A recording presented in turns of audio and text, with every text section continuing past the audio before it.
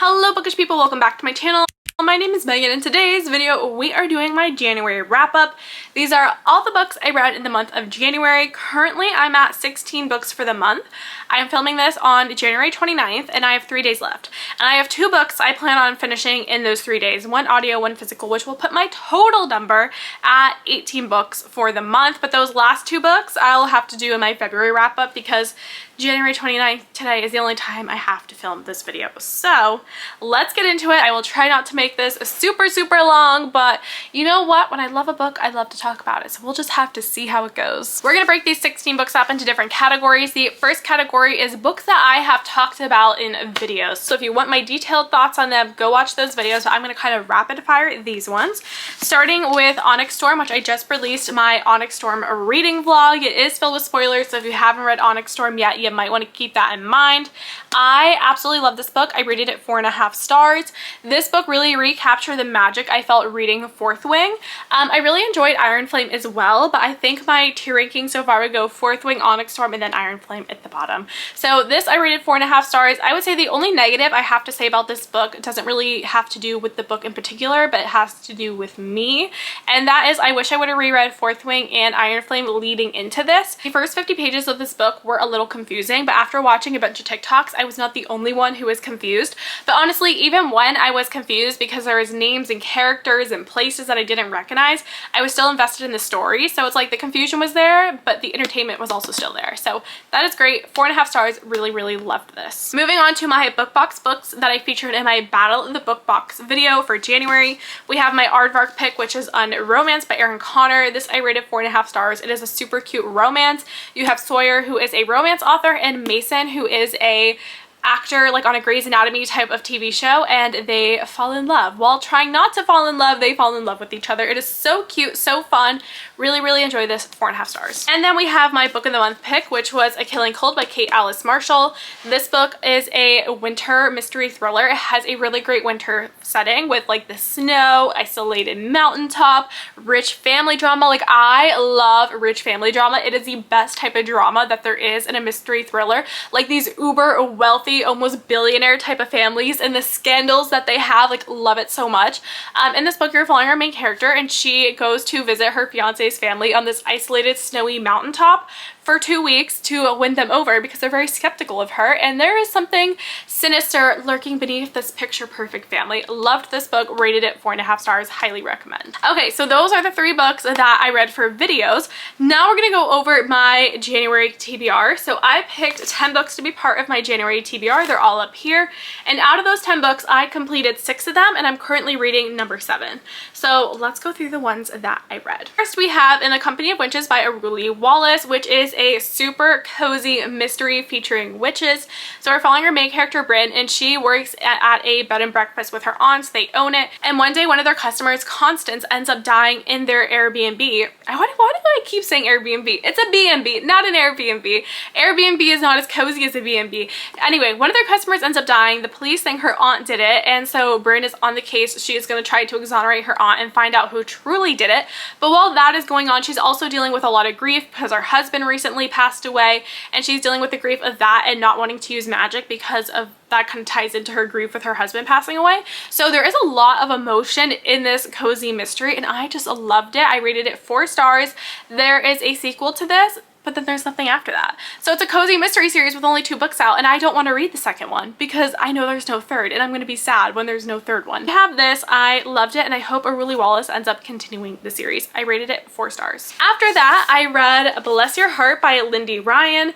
In this book, you are following a group of women. They are 4 generations that run this funeral home, and their job is to keep the dead dead because they know something the rest of the town does not, and that is sometimes the dead don't want to stay dead, and it's their job to make sure they do. But one day somebody dies, but they die not in their funeral parlor. Their body isn't taken to the funeral parlor, and they rise. The dead has risen, and they create a massacre around town, and it's up to them to figure out what's going on. And solve the case and just basically save the town, okay? And I loved this book so much. It is dual POVs, not dual POV, it's like multi-POV.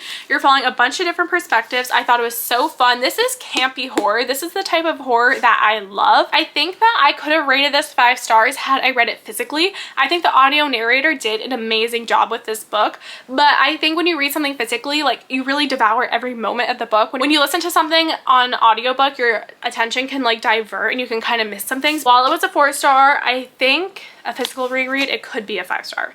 The next book we have up here is Phantasma by Kaylie Smith. I loved this book so much. I rated it 4.5 stars. This is a dark romantasy novel. You're following our main character Ophelia, and her sister has gone missing, and she believes her sister has gone into these games called Phantasma, which is in the Devil's Manor. It is a place her mother has warned her not to go for ages, but she goes into Phantasma following her sister there.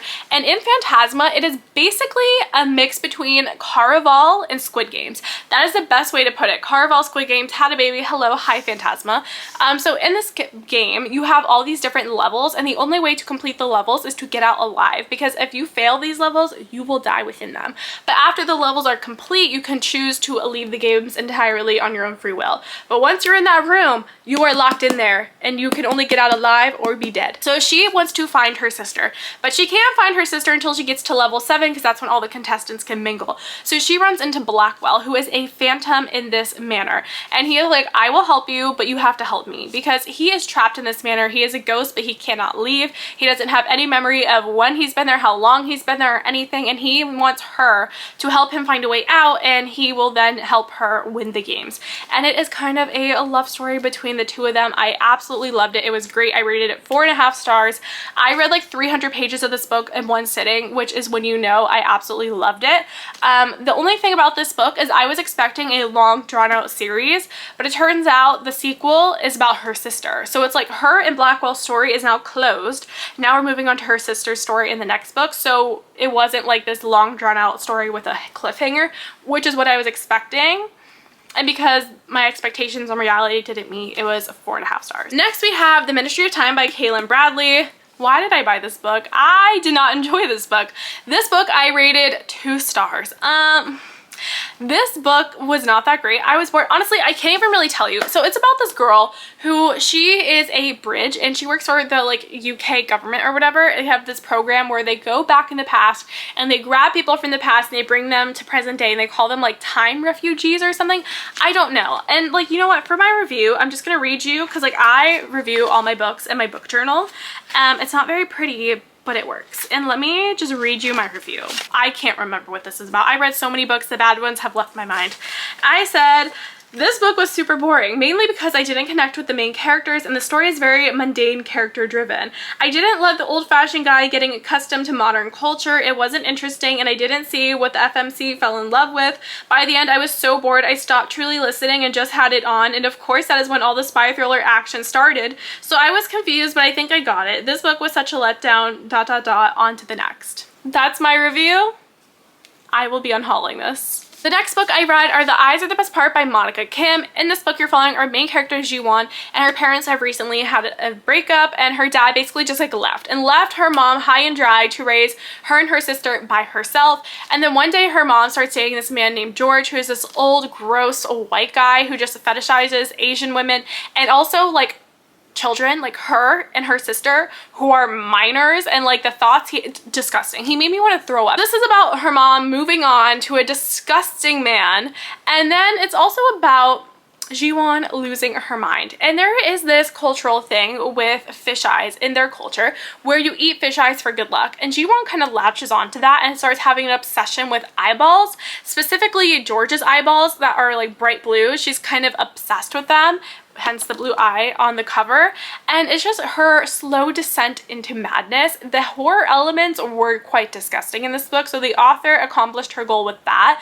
but so many of the characters, pretty much all of the characters in this book, were extremely unlikable, which I think they're meant to be unlikable. Obviously George is meant to be unlikable. The mom, she has zero self-esteem, and she just annoyed me the entire book. Also her male best friend, Jiwon's male best friend in this book, no, like, and I get it, they're all supposed to be depicting something that is like realistic, maybe an exaggeration of a certain type of person in this world, maybe not, but I get it, but I did not like it, okay? I just didn't enjoy reading about all these awful people, so I rated it 3 stars. Next, we have the last book that I've read from my TBR, and then we'll get into the one I'm currently reading. And this is The Resort by Sara Ochs. I love when I can find Book of the Month books in the thrift store. I don't know why. I just love that. So in this book, you are following, it's a dual POV. You're following Cass and Brooke. They're both on this island. Cass is a dive instructor at this resort. Brooke is like a guest staying on the island, but she's been there for a long time because her boyfriend, I believe, like works there or something. Anyway, she has followed these girls on this island. There's a lot of death happening. It's multi-POV, there's a friend group. I'm not describing this very well, but it's fun. I loved it and I rated it 4 stars. There is a certain topic in this book, essay, that is not handled very well. So that is kind of where the extra star comes off, because it's kind of like a little problematic how she handles that topic. Other than that, I really enjoyed it and I rated it 4 stars. I would definitely recommend it. And I would honestly probably read it again, which is why it will stay on my shelves. And then the last book that was on my January TBR from that video is Spark of the Everflame by Penn. I started reading this the day before yesterday, and I am now at page 134, which is chapter 13. Look how beautiful these pages are. I am really enjoying this book. I'm obsessed with it. I am devouring it. I just flew through this book last night. When I was reading pages, I wasn't even looking at page numbers. I was just devouring the story and just immersed in this world. Really, really loved it. And I cannot wait to finish this because obsessed. Now we're moving on to books that I read that were on my physical TBR, but they weren't part of my January TBR video. The first one is Demon Slayer. This is a manga series. I thrifted the first volume of it. I was very excited to do so. You're following our main character. He goes out to town one day, and when he comes back, his whole family has been massacred by demons except for his sister, who has actually been turned into a demon. And he's like, oh my god, like I need to protect her, I need to save her. And then he runs into a demon slayer, and then that demon slayer connects him with this old man who's going to train him to become a demon slayer. So it's about his training, and then it's about him going through this one trial, and once he passes this trial, he will be able to become a demon slayer. And this kind of leaves off on a cliffhanger during his trial. I really, really enjoyed this. I rated it, what did I rate it? 4 stars. I thought it was super fun, and I will definitely be continuing this series. My new way to read manga instead of buying the books is to borrow them from my library and read them on my Kindle, because I think it's like kind of a better experience. And there's so many volumes of mangas, like to get into like say Spy Family or One Piece or this, like there's so many volumes. Like, do I have space for all of those? I don't know, and I prefer to read them on my Kindle anyway. The next book I have that I read this month is The Last One by Rachel Howzell Hall. This was not really in my plans, but then my mom bought it for me for Christmas, which was so nice of her, because I love when people buy me books that I didn't tell them that I wanted. They're just like, pick it out because I think you would like it, and I think that's so fun. I feel like a book is more special when someone picks it out just because they think you'll like it. This book is about our main character who wakes up. She basically has amnesia, and she wakes up to this girl robbing her of all her clothes. So she like starts chasing this girl into town, basically like in her bra and underwear, and then the whole town is there. She's causing a commotion, and instead of blaming the thief, they blame her, and they're like, we don't know who you are, you're causing a commotion, and we're gonna throw you in jail. So then the girl who stole from her actually feels bad. Her name's Olivia. She's like, I'm sorry, I didn't mean to do that, I feel bad now. So Olivia's like, you can come stay with me and my brother Jaden, and we'll help you kind of pay off your debt to the town. And then it kind of just like embarks them on this grander journey. Overall, I enjoyed it. It wasn't bad. It definitely, the pacing was a bit off. There was ups and downs. There's parts where I really enjoyed the book, there's parts I didn't enjoy the book, and then the ending was very chaotic, and I really did enjoy the ending. I feel like it was the middle that was kind of a, like the book literally was like high, ooh, middle, oh, ending, we're getting back on a high. But I am glad that I read it, and it's absolutely stunning. And that one I rated 3 stars, which is exactly what the average rating for it is on Goodreads. The next book I read is I'll Get Back to You by Becca Grishal. I really wanted to read this by the end of January because I thought it was a Christmas romance. It really is a Thanksgiving romance, but more than that, it's a contemporary fiction with a subplot of romance. So in this book, you're following our main character Murphy, and she is kind of in a weird spot in life. She's at that age where she's gone through 2 years of community college, and now she wants to move on to university school, and her plan was to do that with her best friend Cate. Well, her best friend ended up going to U of I, and Murphy had to stay behind because she failed her accounting test, which means that she could not get into U of I. So she has to stay behind for an extra semester, retake her accounting exam, or retake her accounting accounting class, and she's in this weird spot because she kind of still feels like she's a high schooler, like a kid, but she's actually moving into adulthood. Her best friend is now at university without her, kind of moving on to new friends. Now she has a boyfriend that's like her whole world, and Murphy's feeling left out. And during all this, her best friend Kat comes back into town for Thanksgiving. They hang out at the bar. She brings her boyfriend, which makes Murphy mad, but then Murphy meets a girl at the bar, Ellie, who went to high school with them, and then her and Ellie kind of concoct this plan to a fake date for Thanksgiving because they both get something out of it. I would tell you, but we would be here for like 5 minutes explaining it, and then why would you need to read the book? And then so it's kind of about Murphy finding herself, their fake dating plan. The first 60% of this book takes place in like 24 hours. This book I rated 3.5 stars. Overall, I enjoyed it. Like, I wasn't bored. I was definitely entertained the whole time, but Murphy was a bit annoying of a character. And then the romance between Murphy and Ellie just moved very, very quickly. Like, they were fake dating for like 10 hours, maybe less than 10 hours, maybe like 5 hours, a Thanksgiving dinner, and they're already having like emotional jealousy and this and that. I'm like, girl, y'all just met. Like, what is going on? Like, yes, they met in high school, but they didn't really remember each other. So I was like, why are you, what? Like, it was strange, okay? It was just very insta-love that had me side-eyeing. I was side-eyeing the whole book, okay? Rated at 3.5 stars, glad I read it, but don't let the cover fool you. It's not a Christmas romance, it is a Thanksgiving romance. And the last book from my TBR before we get into new releases that I borrowed from Libby, we have Listen for the Live by Amy Tintera. This one I listened to yesterday on audio. I thrifted this Book of the Month edition and then listened to the audio via my Libby app.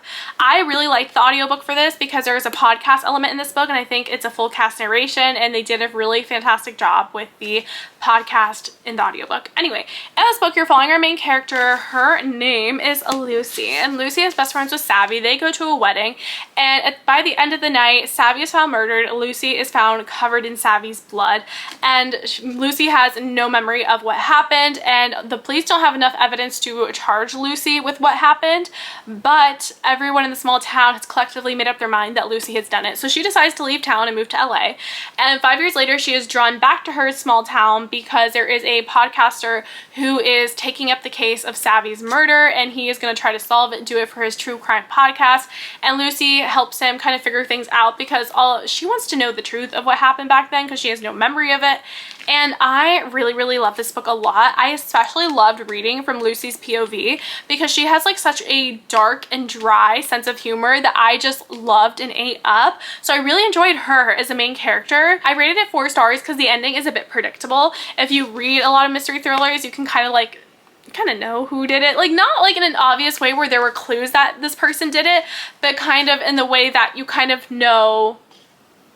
I don't want to say anything because like I don't want to ruin it for somebody who hasn't read it, but like you just kind of know the archetype of the person they're gonna pick to be the whodunit murderer. You know what I mean?